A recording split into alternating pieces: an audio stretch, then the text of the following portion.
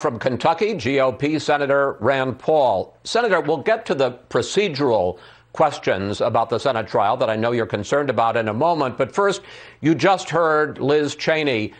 Does President Trump bear any responsibility for the attack on the Capitol on January 6th?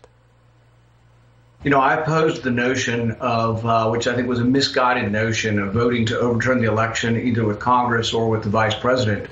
But I think if we're going to criminalize speech and somehow impeach everybody who says, oh, go fight to hear your voices heard, I mean, really, we ought to impeach Chuck Schumer then. He went to the Supreme Court, stood in front of the Supreme Court and said specifically, hey, Gorsuch, hey, Kavanaugh, you've unleashed a whirlwind and you're going to pay the price. You won't know what hit you if you continue with these awful decisions. This inflammatory wording, this violent rhetoric of Chuck Schumer was so bad that the Chief Justice, who rarely says anything publicly, immediately said this kind of language is dangerous as a mob tried to invade the Supreme Court. So if people want to hold President Trump accountable for language, there has to be a consistent standard. And to my mind, it's a partisan farce because they're not doing anything to Chuck Schumer, not doing anything to Representative Omar, not doing anything to Maxine Waters. It's just not fair. It's just partisan politics under a different name. This is the case that the Democratic House managers will make before the Senate this next week. They will note that Mr. Trump tweeted his followers a number of tweets, but one of them to come to a big protest on January 6th. Be there, will be wild, he wrote. And then they will play videos of what happened that day, what he said, how they reacted. We made our own compilation of those, including some clips that are circulating on the internet. Take a look, Senator. We fight. We fight like hell. And if you don't fight like hell, you're not going to have a country anymore. Take the Capitol! Take the Capitol!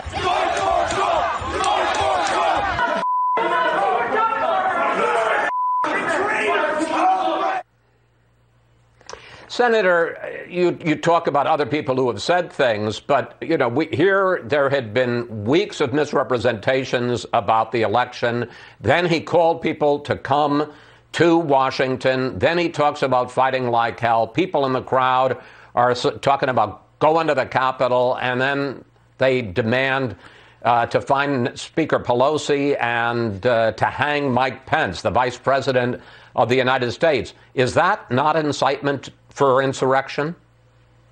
I don't condone any of the language, and like I say, I opposed philosophically and voted against overturning the election.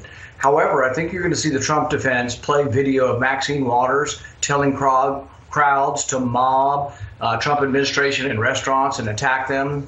They'll probably show clips of Cory Booker saying, get up in their face of these Congress people. You'll probably see comments from Representative Omar wishing and celebrating the violence that happened to me when I had 6 ribs broken and part of my lung removed.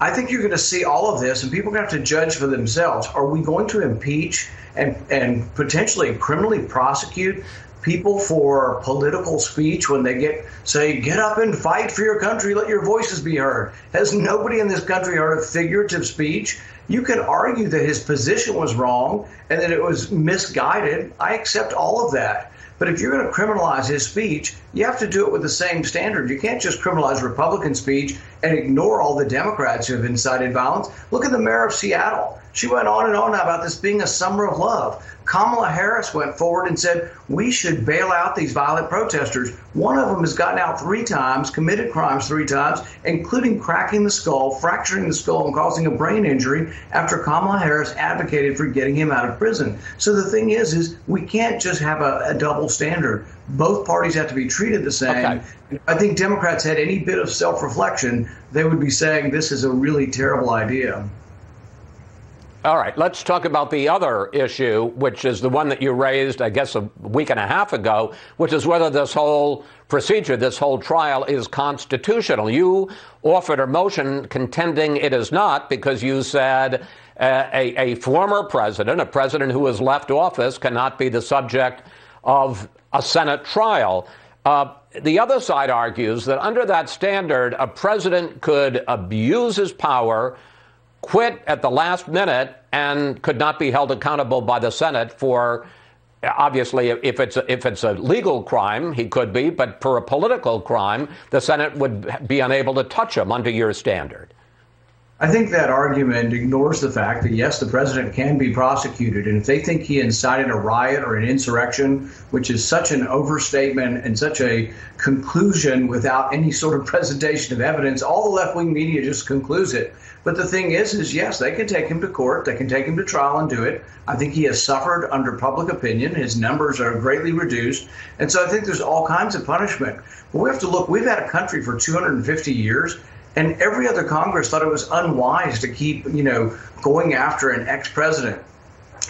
Constitutional scholars like Professor Gersowitz have said that the Constitution says you impeach and disqualify. If the person isn't there to impeach, you can't do either one of them. And so there are constitutional experts that say Senator Paul, also before my colleagues. Senator Paul, that's not quite true. If I may, in 1876. The then Secretary of War, William Belknap, serving under Ulysses S. Grant, was about to be impeached for accepting bribes. He raced to the White House and resigned, but the House impeached him anyway, and the Senate decided that it had the authority to try him, and it did try him, and although a majority sought to remove him to convict him, they didn't get the 2/3. But isn't that the 1876 case of William Belknap a solid precedent? No, because we've never impeached a president because we always thought it would destroy and tear up the country and divide us further. The thing is when you look at impeaching the president, the Constitution has some very specific requirements. It says when the president is impeached, the Chief Justice shall preside. And to me, this is one of the shocking things when we showed up and we found out that, yes, Chuck Schumer had called Justice Roberts, and this hasn't been reported widely, but he did. And Justice Roberts said, heck no, I'm not coming across the street because you're not impeaching the president. This was a strong signal to all of us that this was going to be a partisan hearing with a Democrat in the chair who's already voted for impeachment. You think we're going to get any fair rulings out of a Democrat that's already expressed favor for impeaching him previously and is going to vote this time to impeach him? So it is a farce. It is unconstitutional, but more than anything, it's unwise and going to divide the country. If Biden thinks he really, if he really meant anything about that unity and he really wanted to be a statesman, you know what he would have done? He would have come out and told his party, enough's enough. Let's move on. We won the election and let's move on with our agenda. But instead, they can't let go of President Trump and they're going to keep kicking and kicking and kicking. But to the rest of the country and to most of the Republicans, it looks like bitter rancor that they can't get the election. They can't get over the election. Senator, I got about a minute left. I want to ask you a couple of quick procedural questions. Do you think the Senate will call witnesses? How long do you think the trial will last? And is there any chance that the Senate will vote to convict Donald Trump?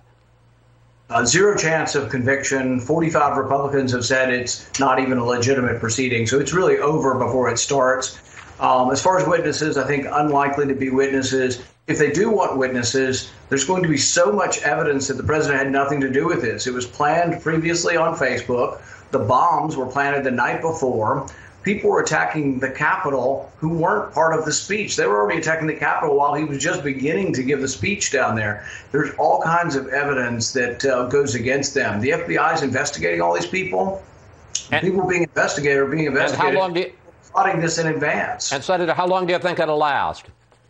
Hopefully as short as possible, because this is really bad for the country. So I'm for getting it over within a couple of days and moving on. And look, let's debate policy and let's quit sort of just all this craziness that everything has to be about attacking President Trump.